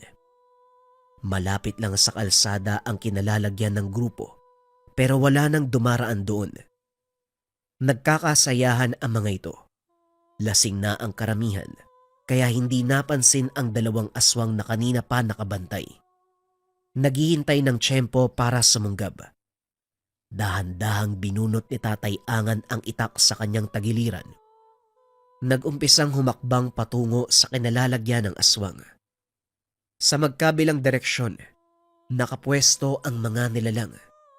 Yung malapit ang inuna, pero bago pa tuluyang makalapit, napansin ng nilalang kung kaya't nauwi sa maagang bakbakan. Nagkaroon ng sagupaan sa pagitan ng dalawang aswang at ni Tatay Angan nang mapansin ng ikalawang nilalang na nagbabanggaan ang dalawa. Lumapit na ito. Hinatak pa si Tatay Angan patungo sa likuran ng sementeryo kung saan maraming nakatambak na basura. Madalas mga bubog mula sa basag na bote. Nagkagulo ang tatlo. Hindi alam ng grupo ng mga kabataan ang nangyayari. Patuloy silang nag-iinuman kaya hindi naririnig ang kaganapan. Sa pagpapatuloy ng laban, pumabor kay Tatay Angan ang lahat. Sa bawat hagupit ng talim, tumatama sa mga nilalang. Kahit ilang ulit man din siyang mawala ng balanse, napapasubsob sa nagkalat na mga bubog, hindi siya nasusugatan. Dahil ito sa kanyang tangan. Hindi nagtagal sa kanyang mga kamay ang dalawang aswang dahil matapos tumagos sa tiyan ng itak, nataranta ang isa, nagmamadaling tumakas. Hindi na rin nahabol dahil hindi malaman kung saan sumuot. Hindi na rin nararamdaman ng tangan ang nilalang. Ang isang napuruhan, sa mismong harapan ng bahay binawian ng buhay. Napabuntong hininga si Tatay Angan. Nagdarasal na rin habang nakaharap sa bangkay ng aswang. Makalipas ang ilang sandali, hindi pa siya natapos sa pagdarasal. Napalingon na sa gawin ng mga kabataan ng magsigawan. Paglapit ni Tatay Angan para malaman ang nangyari, humigpit ang pagkakahawak sa itak. Merong bagong nilalang. Biglang napawi ang pagkalasing ng mga kabataan. Kanya-kanya sa pagtakbo para lamang makaiwas sa banta ng nilalang. May babaeng nakalmot sa likuran pero naabutan ni Tatay Angan kung kaya't naibalik ng doble ang ginawang pananakit. Sa kalmot na iyon, sinagot ng sunod-sunod na saksak. Yun lang at bumulagta na ang aswang. Tumama ang talim sa puso ng nilalang. Kagad binawian ang buhay. Nag-iwas ng tingin si Tatay Angan nang bumalik ang mga kabataan para usisain ang nangyari.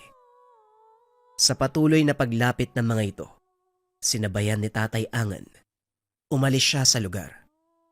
Pero lingid sa kanyang kaalaman, may nagbabantay sa kanya. Nanlilisik ang mga mata habang nakatitig.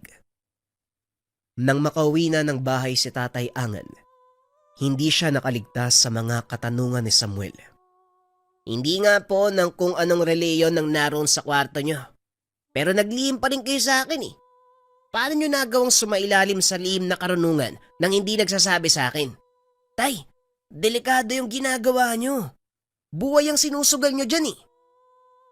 Teka, sandali lang naman anak. Alam ko magagalit ka sa oras na malaman mo to eh. Pero pagtulong ang ginagawa ko. Sa bawat aswang na tinutugis, maraming buhay ang naisasalba. Kaya naman ano?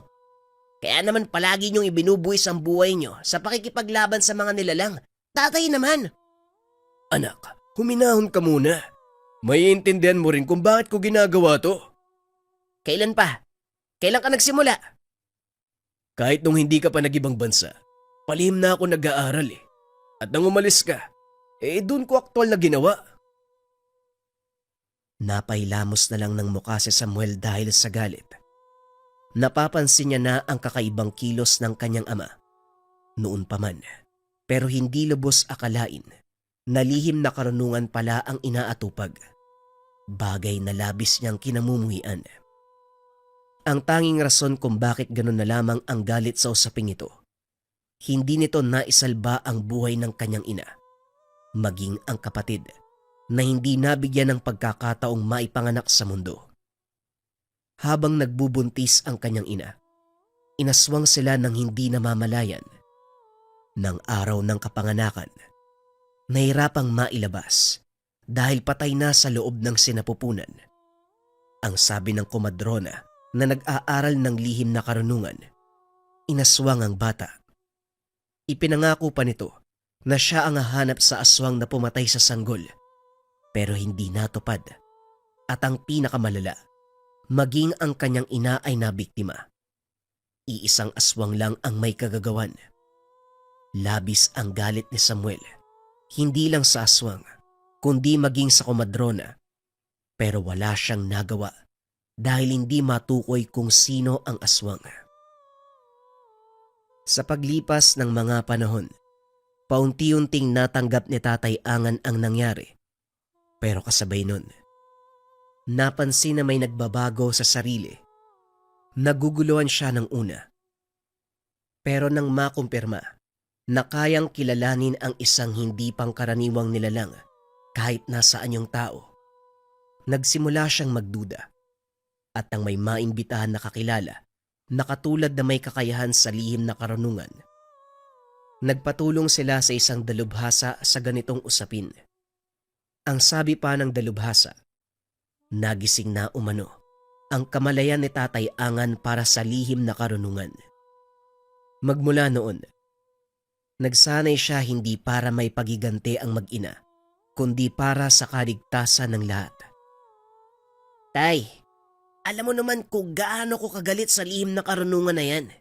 Yung komadrona nga eh, nangakong hahanapin yung aswang na pumatay kay nanay. Namatay nga din sa mga kamay ng nilalang na yun yung magulang ko eh. Ayoko lang naman na sapitin mo yung sinapit nila. Ikaw na lang ang pamilya ko, tay. Alam ko pero tungkulin ito eh. Tungkulin na hindi pwedeng hindian. Maraming buhay ang nakasalalay dito, anak. Huwag kang mag-alala. Protektado ako at ipinapangako ko. Ako mismo ang magdadala ng ulo ng aswang na pumatay sa nanay at kapatid mo. Hindi, tay. Itigil niyo na po yan. Napabuntong hininga na lamang si Tatay Angan nang talikuran siya ni Samuel. Gusto pa sanang ipaintindi sa anak ang kanyang tungkulin, subalit ayaw nitong makinig. Ilang oras siyang nakiusap, kumatok sa kwarto ni Samuel, ngunit ayaw siyang pagbuksan. Sa huli, nanalangin na lamang si Tatay Angan naway matanggap ng anak ang kanyang ginagawa. Sa paglipas ng mga araw, mas lalong nahirapan si Tatay Angan sa sitwasyon dahil lumalayo na ang loob ni Samuel. May pagkakataon pa, naabutan niya itong nagtatangkang basagin ang poon. Itinatapon ang mga langis. Gustuin man niyang magalit kay Samuel, hindi rin magawa dahil naiintindihan ang galit ng anak.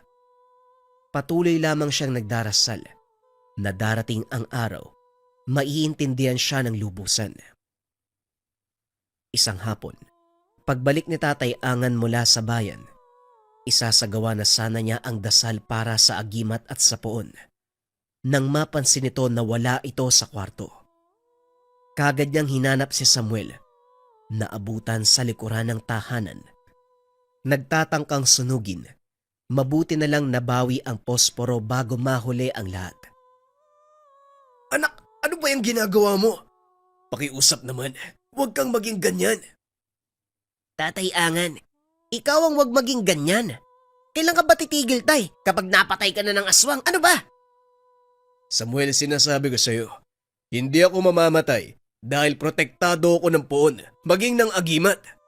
Kung hindi ako binigyan ng proteksyon, malamang noon papatay na ako eh. Sige, sabihin na nating protektado ka nga. Pero hanggang saan? Hanggang sa buo ang paniniwala ko sa batalan ng kidlat at lihim na karunungan. Hindi ako kailanman tatalikuran yan. Matapos magsalita ni Tatay Angan, napatahimik si Samuel.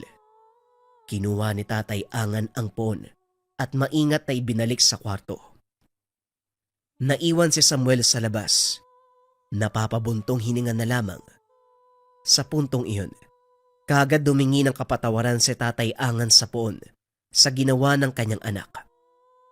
Taimtim na nagsumamo, napatawarin ang walang ideyang anak. Pagkatapos, isinunod ang pagdarasal sa mismong poon at agimat. Pero sa kalagitnaan pa lang, natigil na nang biglang may umalingasaw. Hindi na siya tumunganga pa. Kagad kumilos dahil ang amoy na yon, isang banta ng panganib. Katulad ng inaasahan, may aswang nga. Pero sa pagkakataong ito, sila ang sinalakay. Paglabas si Tatay Angan, nasa pintuan pa nga siya. Bumungad na ang aswang. Nasa likuran ito ni Samuel. Abala sa pagbubuhol ng mga sinibak na kahoy, kaya naman hindi napansin ang nilalang. Nagtangka na itong sumunggab. Mabilis ang kilos si Tatay Angan. Nang maabot niya, kagad tinaga ng itak na dadampot sa tabi ni Samuel. Nagulat pa ang aswang sa ginawa ni Tatay Angan. Masyadong mabilis ang aswang. Nataga naman ni Tatay Angan pero hindi gaanong malalim ang natamong sugat kung kaya't nakalaban pa ito. Kinalmot-kalmot si Tatay Angan pero hindi magawang mag-iwan ng sugat dahil sa proteksyon ng agimat. Pero kahit ganun, patuloy pa rin sa pag-atake ang nilalang. Paulit-ulit na kumakalmot at kumakagat. Sinubukan pang manakal pero kagad ding napapahiwalay sa tuwing tatama ang agimat. Nang mapagtanto ni Tatay Angan ang kilos ng nilalang, nakaisip siya ng paraan.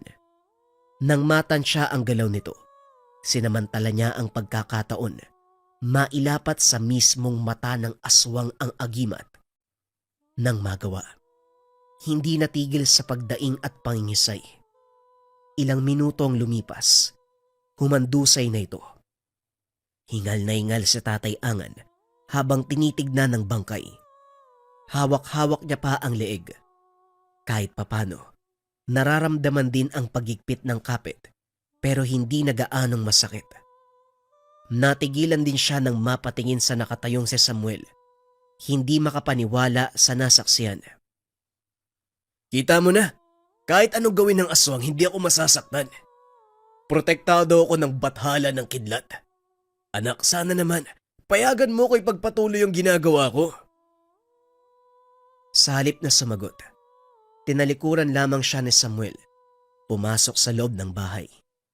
Napabuntong hininga si Tatay Angan, pero palihim na nagdarasal na sana sapat na ang nasaksiyan ng anak upang hayaan siyang magpatuloy sa ginagampanan. Makalipas ang ilang sandali ng pagpapahinga, binalingan na ni Tatay Angan ang bangkay ng aswang. Pasado 8:00 na. Madilim na ang paligid. Wala ring nakapansin sa nangyari maliban sa kanila ni Samuel. Kaya hinila niya ang bangkay. Isinilid sa sako upang masunog. Habang binabaybay ang daan pauwi, may nakasalubong si Tatay Angan. Isang matanda na uugod-ugod. Ngumiti ito sa kanya nang magtama ang kanilang paningin. Pero sa sandaling nalagpasan nila ang isa't isa, otomatikong napasaboy ng langis si Tatay Angan. Ang nakasalubong niya, isang uri ng aswang. Naiampas ni Tatay Angan ang dalampala sa aswang. Naisaksak din sa katawan ang dulo nito, kung kaya't nagkaroon siya ng pagkakataon na mahuli. Pinigilan niya sa pamamagitan ng pagharang ng pala sa leeg upang mahirapang makagalaw. Dahan-dahan siyang nagdasal upang manghina ang nilalang. Nangyari naman at ilang sandali pa, hindi niya na pinatawad. Ipinasok ang tangan sa mismong sugat ng aswang. Makalipas ang ilang sandali, nangisay at unti-unti nang nawalan ng buhay. Pagkatapos dumistansya siya, nang makabawi ng lakas, hinila ang bangkay patungo sa unahan. Sinunog niya ang bangkay ng aswang. Sunod-sunod na nangyayaring pagsalakay. Hindi na to maganda. Sa pagbalik ni Tatay Angan sa tahanan, bago pa man siya makapasok, natigilan ng mapansin ang lalaking nakatayo sa hindi kalayuan. May nakasinding solo sa bakuran, kaya kahit papano, naabot ng liwanag ang kinalalagyan ng taong iyon. Nang makita ni Tatay Angan, nilapitan niya ito. Tama ba to? Pakundo? Habang papalapit sa lalaki, natigilan si Tatay Angan nang mapansin ng kwintas. Anong ginagawa mo dito? Gabi na. Kailan ka pa nakabalik? Napakunot ang noo ni Tatay Angan sa naging presensya ni Pakundo. Matagal na nilang kapitbahay ang nasabing lalaki. Isa itong retiradong sundalo na napadpad sa kanilang lugar matapos makapag-asawa ng Pinay. Pero dahil sa hindi inaasahang pangyayari, namatay ang asawa nito. Siya na lamang ang bukod tanging naiwan sa buhay. Mag-isa na lamang. Ang huli niyang nabalitaan sa lalaki, bumalik na ito sa Espanya. Akala ko ba bumalik ka na sa bansa mo? Hindi ako nakauwi. May problema ba? Mahahalata sa mukha ni Pakundo na naiilang ito kay Tatay Angan. Pakundo, may problema ba? Wala naman. Tumangulang si Tatay Angan. Nasundan niya ito ng tingin nang walang pasabing naglakad palayo. Napapailing na lamang si Tatay Angan habang nakatanaw sa kakilala. Isa itong mabait na tao pero mukhang tinabla ng kasamaan. Hindi man niya narinig sa mismong bibig. Nababakas at halata sa kilos, maging sa galaw. Presensya na hindi na ito normal na tao. Sa paningin ni Tatay Angan, isang aswang si Pakundo. Kinabukasan, lumaganap ang sabi-sabi na aswang si Pakundo dahil marami umanong nakakita na nag-anyo itong halimaw. Bawat grupo na nakabantay sa kung saan-saan, si Pakundo ang pinag-uusapan. Pero may isang usapan na nakakuha ng atensyon ni Tatay Angan. Ewan ko lang pero mukhang si Pakundo yung dahilan kung bakit inaaswang yung lugar natin. Hindi ba nababalita siya rati na may kinakasamang babaeng aswang? Maiksing panahon lang silang nagsama. Nung isang buwan lang yata yun Nagiwalay kagad. Oo. Kaya nga nagmamadaling umalis Babalik daw siya sa bayan kasi nga naging aswang na. Paano mo nalaman? Baka kung ano-ano lang yung naririnig mo, chismoso ka rin Totoo yun. Yung kapatid ko si Brando. Ginagabi yun sa pag-uwi. Nakita niya mismo na naging aswang si Pakundo. Paano mo naman nasabi ni si Pakundo ang dahilan kung bakit tayo inaaswang? Hindi ba nitong nakaraan lang, napapadalas ang aswangan dito sa atin? Kasi yung kinakasama ni Pakundo dati, sinubukan niyang patayin pagkatapos malaman na niyanggaw siya, pero hindi napatay. Nagalit yung babae, pati yung mga kalahi na aswang. Binalikan si Pakundo para magiganti. Pero dahil wala nga si Pakundo nitong mga nakaraan, ibang tawang binibiktima. Ay sus, kapag yan hindi totoo, patay ka talaga. Sa mga narinig, hindi mapalagay si Tatay Angan. Pinuntahan niya si Pakundo, naabutang may kausap. Hindi lang basta usapan dahil merong pisikalan na nagaganap pero hindi muna siya nangialam. Lubayan mo na ako, Stella. Niyanggaw mo na nga ako tapos babalik ka pa para manakit. Wala ka ba talagang awa? Kailanman hindi ako maaawa sa tulad mo, Pakundo. Sinubukan mo kong patayin, kaya dapat lang naparusahan ka. Huwag mo nang balaking tumakas dahil kahit saang dako ka man pumunta, susundan kita. At sa sandaling mahanap ko ang lugar na yan, iba't ibang tao ang madadamay. Naging malinaw kay Tatay Angan ang usaping naririnig. Mas lalong naging malinaw kung bakit palaging may aswang na nagagawi sa kanilang lugar. Dahil dito, hindi niya pinalampas ang pagkakataon. Lumabas siya sa pinagtataguan. Hinarap ang dalawang aswang. Nagtaka ang mga ito sa biglaan niyang paglitaw. Nang mapansin ang pangontrang tangan, makikita ang pagkabalisa lalo na ng babae. Anong problema? Hindi mo inaasahan yung pagdating ko, no? Pare, anong ginagawa mo dito? Narinig ko ang usapan niyo. Ikaw babae, pwede bang tantanan mo si Pakundo? Pati ibang tao dinadamay mo. Napangiti ang babae sa kabila ng sinabi ni Tatay Angan. Batay pa sa galaw nito. Gustong tumakbo pero nagpipigil. Pilit kinakaya ang dahan-dahang epekto ng agimat ni Tatay Angan. Huwag kang mangialam. Huwag kang magtago sa lakas ng gamit mo. At saka, Hindi na natapos ni Stella ang gustong sabihin dahil sa paglakas ng puwersa ng agimat. Dahan-dahan siyang napapatras. Pagkuwan ay mabilis na umalis. Walang pagdadalawang isip na hinabol ni Tatay Angan pero hindi niya naabutan. Hindi na rin malaman kung saan sumuot dahil mabilis na nawala sa paningin. Dahil dito, si Pakundo na lamang ang binalikan. Kinausap niya ito pero naging mailap. tutulungan kita, Pakundo. Huwag kang mag-alala. Magtiwala ka lang sa akin. Sa pangungumbinse ni Tatay Angan, nagtiwala si Pakundo. Hindi rin ninais ang sitwasyon, kaya kagad siyang pumayag. Mamayang gabi babalik si Stella para patayin ako. Hindi ko rin alam kung bakit niya ako ginawang aswang tapos papatayin din pala. Binilina ni Tatay Angan ng mga gagawin si Pakundo sa oras na dumating si Stella habang wala pa siya. Sinabihan niya ito, kung pwede siyang lumaban, lumaban na. Umuwi si Tatay Angan upang ilagay sa kondisyon ang agimat. Kailangan niyang magdasal upang mapanatili ang pagiging aktibo nito. Wala rin si Samuel. Kahit sa ang sulok ng bahay ay hindi mahanap, hindi natagpuan. Nagtanong sa mga kapitbahay. Umalis daw si Samuel, patungong bayan na may daladalang kahon. Kagad nagtungo si Tatay Angan upang maabutan ang anak. Ilang minuto pa lang ang nakakalipas magmula nang umalis ito. Kinukutoban na siya at kinakabahan. Pagdating ng bayan, dumiretso si Tatay Angan sa tindahan ng mga puon. Sakto ang pagdating dahil ibinibenta ni Samuel ang kanyang tangan. Mabuti na lamang, nagdadalawang isip sa pagtanggap ang tendero kung kaya't naabutan pa niya.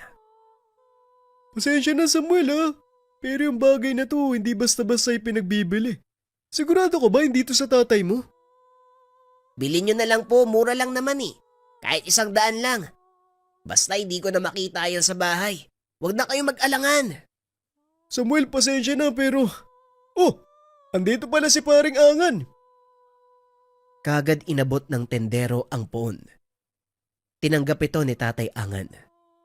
Hoy anak, sumusobra ka na ha? Bakit mo ginawa to? Hindi nagsalita si Samuel. Kagad lumisan sa lugar. Nagmamadali namang sumunod si Tatay Angan. Matapos magpasalamat sa tendero. Sabay sila sa pag-uwi. Lula ng tricycle.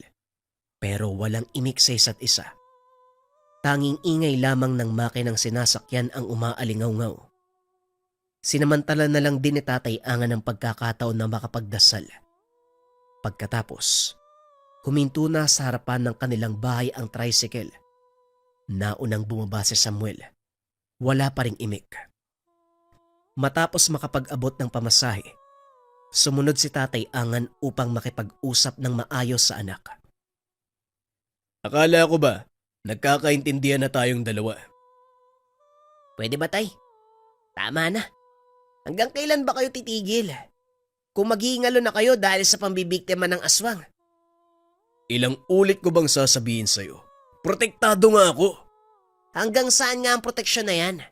Wala akong tiwala dyan eh. Tay, si Mang Jose na katulad mo, may proteksyon yun kuno eh. Namatay kahapon matapos makipaglaban sa aswang. Ano? Sino ka mo? Hindi makapaniwala si Tatay Angan sa narinig. Si Mang Jose, ang kasabayan sa pag-aaral ng lihim na karunungan. Kumpara sa kanya, mas angat ang kaalaman nito, pero hindi niya inasahan na magagapi ito ng nilalang. Paano niyo ako makukumbinsi kung may mga taong may alam sa lihim na karunungan tapos namamatay din? Tay, ayoko lang mawala kayo. Namatay na si nanay at yung kapatid ko eh. Dahil sa aswang yung tapos ngayon ikaw naman. Napabuntong hininga si Tatay Angan sa sinabi ni Samuel. Sa kabila ng narinig at nabalitaan, sa halip na panghinaan, mas lalong nagtibay ang tungkulin na puksain ang mga aswang. Nang mapansin ng oras, pumasok siya ng kwarto. Kumuha ng langis. Kinuha ang itak. Nagmamadali siyang lumabas pagkatapos. Pinigilan pa siya ni Samuel pero wala din itong nagawa. Binilisan ni Tatay Angan ang mga akbang. Papunta siya ngayon sa bahay ni Facundo. Tamang-tama naman ang naging dating dahil kakarating lang din ni Stella. Hindi na muna siya pumasok. Nagmanman pa sa labas. Walang ibang kasama si Stella. Walang bantay na aswang sa paligid. Wala na ring ibang presensyang nararamdaman si Tatay Angan kung hindi sa kanya lang. Sa tulong ng nakabukas sa bintana, nakikita niya ang kaganapan sa loob. Dinuro ng babae si Facundo. Sinampal. Sinisigaw-sigawan. Nagtataka pa siya kung bakit ayaw nitong manlaban. Pero nang maalala ang likas sa kabutihan na hindi kayang pagbuhatan ng kamay ang sino mang babae. Aswang yan, Facundo! Labanan mo! Nang mabugbog sarado na si Facundo, hindi na nagpapigil si Tatay Angan. Pumasok na siya ng bahay. Pero bago pa man makalapit kina Stella at Facundo, natigilan ng marinig ang kanilang usapan. Ano pa ba gusto mo? Sinabi ko na sa'yo hindi ako magsasalita. Hindi ko sasabihin kay Angan na ikaw ang aswang na nang biktima sa kanya mag-ina. Pabayaan mo na ako, Stella. Ginawa mo ng impyerno ang buhay ko. Dahan-dahang nahugot ni Tatay Angan ang itak sa kanyang tagiliran. Maigpit itong hinawakan. Walang pasabing pinasok ang kwarto ni Facundo. Tinaga si Stella. Nakailag naman nito pero nadaplisan ng braso. Sinugod ng sinugod si Tatay Angan hanggang sa nagkagulo sa paligid. Nagkalat na ang mga gamit. Nagtamo ng maraming galos at daplis mula sa patalim si Stella. Matagal kang hinanap ni Samuel. Dito ka lang pala matatagpuan. Ngayong alam ko na ikaw ang pumatay sa akin mag-ina. Sisingilin din kita ng kamatayan. Muling sinugod ni Tatay Angan si Stella, pero mabilis itong nakatakas sa pamamagitan ng pagdaan sa bintana. Napamura na lamang siya habang pilit na pinapakalma ang pagsabog ng damdamin. Pasensya ka na ako hindi ko nasabi paring agad. Binantaan ako ni Stella. Papatay niya raw ako kung sasabihin ko sa'yo eh. Siya rin ang pumatay sa komadrona, pati na rin kay Mang Jose. Saksi ako sa lahat, pero hindi ko nagawang sabihin sa'yo. Sana patawarin mo ko. Lumod sa kanyang harapan ang matanda, pero hindi niya napinansin. Nagmamadali siyang lumabas at hinanap ang bakas ni Stella. Ngayong alam ko na kung sino ka at kung ano ang ginawa mo. Ako na mismo ang kakaladkad sa'yo pa impyerno. Nanginginig sa galit si Tatay Angan habang sinusundan ang bakas si Stella. Napatigil siya nang mapansing nakasunod si Facundo. Alam ko ang bahay ni Stella. Sundan mo ko. Kagad nagtiwala si Tatay Angan. Sinundan niya si Facundo at katulad ng sabi, alam nga nito ang bahay ni Stella. Mahigit 1 oras pa ang paglalakad. Naisip pa ni Tatay Angan na niloloko siya ni Facundo, pero makalipas ang ilang sandali, bumungad ang nag-iisang bahay sa kalagitnaan ng malawak na talahib. Hindi sila makalapit kagad dahil may mga nilalang na nagbabantay. Mga kapatid yan ni Stella. Mag-ingat ka, paring Angan. Ilang beses ka na rin nakita ni Stella kung paanong makipaglaban sa aswang. Anong ibig mong sabihin? Noong napapalaban ka sa mga aswang, binabantayan ni Stella ang bawat kilos mo. Bago lumapit si Tatay Angan sa bahay ni Stella, nagsagawa muna siya ng ritual. Walang pagdadalawang isip na hinarap ang mga nilalang. Hindi naman naiiba ang dalawa sa mga nakalaban niyang mga aswang. Madali lang patumbahin sa pamamagitan ng bisa ng pag-usal ng dasal at bisa ng kanyang agimat. Humandusay sila sa lupa. Nagmamadaling pumasok si Tatay Angan sa loob sa pag-aakalang nakatakas si Stella, pero pagbukas niya ng pintuan, sumalubong ang babaeng aswang at kagad siyang sinugod. Nagpaulan kagad ng kalmot ang nilalang. Sinubukan pang ipasok ang naghahabaang buhok sa ilong at bibig ni Tatay Angan, pero naging maagap siya. Dali-daling pinutol gamit ang itak. Nang pumabor kay Tatay Angan ang pagkakataon, tinaga niya ito pero nadaplisan. Kahit ganun, nagkaroon pa rin siya ng tsansang maitumba. Para hindi na makatakas, isinaksak ni Tatay Angan ang patalim sa hita nito. Dumagungdong sa buong dako ang nakakabinging angin. Pagkatapos inilabas niya ang langis. Isinaboy sa mukha ni Stella. Ngayon tikman mo ang pait ng paghihiganti. Dadahan-dahanin kong paniningil sa'yo. Mula sa ginawa mo sa aking mag-ina, sa kumadrona, sa mga inosenteng dinamay ng lahi mo, kay Mang Jose, pati na rin kay Facundo. Hindi na matigil sa paghiyaw ang nilalang. Kahit anong pagpupumiglas, hindi magawang makatakas. Pagkatapos ng langis, sinundan ni Tatay Angan ng dasal at orasyon. Maging si Facundo ay nasaksiyan ang pangingisay ni Stella. Kalunos-nulos na kalagayan, subalit walang balak na tigilan ni Tatay Angan. Maging ang kaluluwa mo, sisiguraduhin kong magdurusa.